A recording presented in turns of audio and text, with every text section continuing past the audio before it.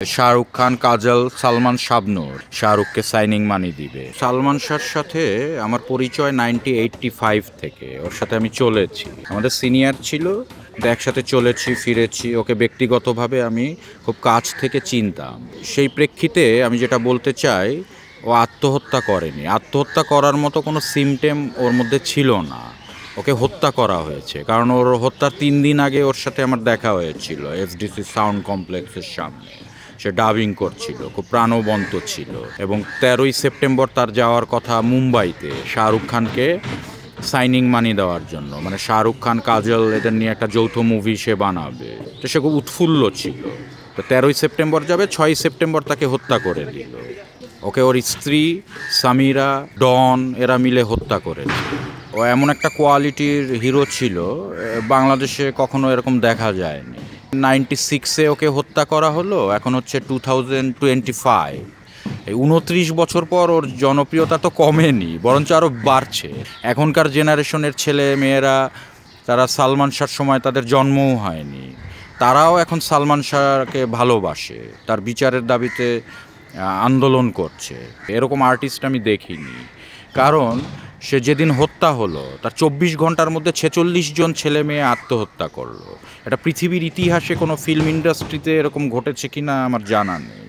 স্বার্থান্বেষী মানুষ আছে কিছু ফিল্ম ইন্ডাস্ট্রিতে, ওরা উপর থেকে স্মরণ করে, ভেতরে ভেতরে স্মরণ করে না। এই ধরনের কিছু মানুষ আছে। তো যেমন আপনি দেখুন যে এই যে সালমান শাহ হত্যাকাণ্ডের একটা বিচার কার্যের জন্য প্রতিবাদ চলছে, অনেক কিছুই চলছে। ফিল্ম ইন্ডাস্ট্রির কোনো শিল্পীদের এটা নিয়ে কোনো আলোচনা করতে দেখছি না। দেখেছেন?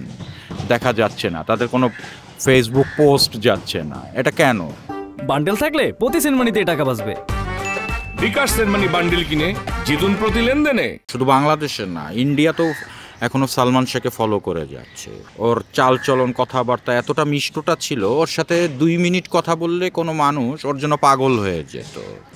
এই জন্য মানে সারা বাংলাদেশের দর্শক ওর জন্য এখনও পাগল। সালমান শাহ যদি বেঁচে থাকতো, ডেফিনেটলি আমরা এই এশিয়ার মধ্যে বাংলাদেশ ফিল্ম নাম্বার 1 পজিশনে থাকতো।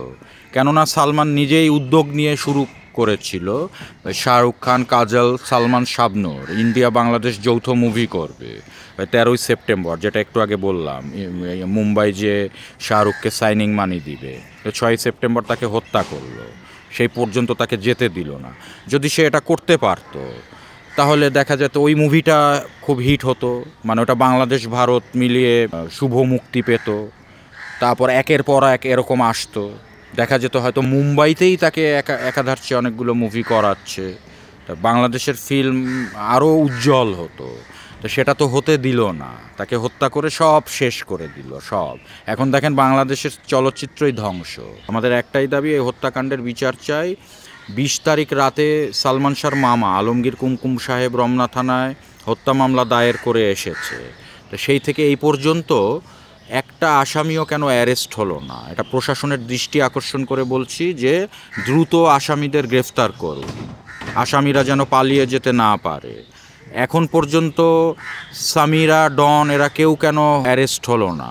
আপনারা আগে সামিরাকে আর ডনকে অ্যারেস্ট করুন। প্রধান উপদেষ্টা ডক্টর ইউনূস সাহেবের দৃষ্টি আকর্ষণ করছি, আপনি স্পেশালি বিষয়টা একটু দেখুন। এটা আপনার কাছে আমাদের অনুরোধ।